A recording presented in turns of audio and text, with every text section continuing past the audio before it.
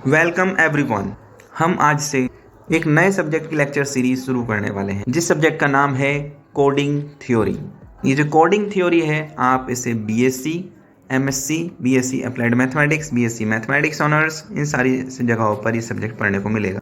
अगर आपने इस चैनल को सब्सक्राइब नहीं किया है तो इस चैनल को सब्सक्राइब करें, जिससे जैसे ही मैं कोई वीडियो इस सब्जेक्ट के ऊपर या आपकी ज़रूरतमंद जो आपको पढ़ना है उस सब्जेक्ट के ऊपर वीडियो डालूं तो आपका तुरंत नोटिफिकेशन आपके मोबाइल पर आ सके। इसलिए बेल आइकन को भी क्लिक कर इस वीडियो को लाइक भी कीजिए, जिससे मुझे पता चल सके कि ये आपको वीडियो पसंद आ रही हैं, आपके लिए ज़रूरी वीडियोज़ हैं, जिससे मैं और आगे इन सब्जेक्ट्स के ऊपर वीडियोज़ बना सकूँ। तो इस लेक्चर सीरीज़ का ये पार्ट 1 है जिसमें हम सिलेबस डिस्कस करेंगे और कुछ इंट्रोडक्शन भी लेंगे कि कोडिंग थ्योरी का क्या मतलब होता है। और इस वीडियो में आपको जो भी मैं पढ़ाऊंगा वो आप पीडीएफ की फॉर्म में डिस्क्रिप्शन से लिंक डाउनलोड कर सकते हैं, लिंक से पीडीएफ डाउनलोड कर सकते हैं। तो चलिए शुरू करते हैं।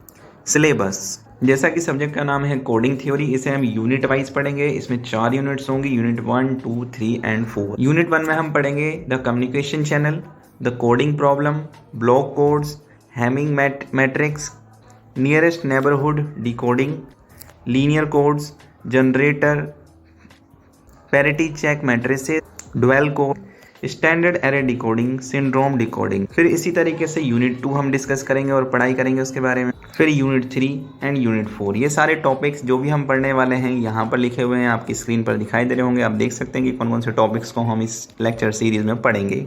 तो सबसे पहले कोडिंग थ्योरी की डेफिनेशन को देख लेते हैं। यहाँ लिखा हुआ है coding theory is the study of the properties of codes and their respective fitness for specific applications. It means coding theory जो है कोड्स की प्रॉपर्टीज को स्टडी करवाने का एक जरिया है, या हम कह सकते हैं कि कोड्स की प्रॉपर्टी को स्टडी करना यही कोडिंग थ्योरी है, और कोड्स की जो रिस्पेक्टिव एप्लीकेशंस हैं उनके बारे में स्टडी करना ये भी कोडिंग थ्योरी है। It means about anything of codes we can say coding theory.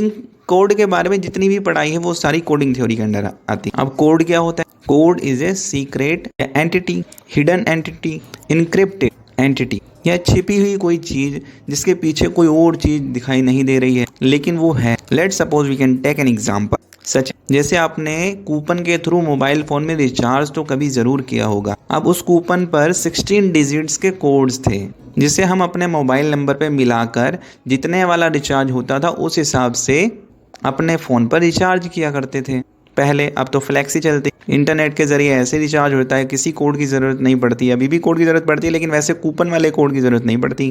तो वो जो कूपन वाला कोड था ना, वहाँ कोडिंग थ्योरी यूज़ होती थी। यानी मोबाइल कंपनीज जो अगर किसी भी इंजीनियर को अगर हायर करेंगी तो वो कंपनीज इंटरव्यू में ये ज़रूर पूछेंगे क्या आपने कोडिंग थ्योरी सब्जेक्ट पढ़ा है, जिससे आप उनके रिचार्जेस को कोड कर सकें, इनक्रिप्टेड कर सकें और मैनी अदर्स थिंग्स में आप कोड बना सकें, उनकी इंफॉर्मेशन सीक्रेट कर सकें। तो वो तभी आप कर पाएंगे जब आपने कोडिंग थ्योरी पढ़ी होगी, इंफॉर्मेशन सिक्योरिटी पढ़ी होगी। तो वहाँ पर आपको वो कोडिंग थ्योरी सब्जेक्ट की इंपॉर्टेंस पता चले, इसलिए ये कोडिंग थ्योरी जो सब्जेक्ट है वो इम्पॉर्टेंट है।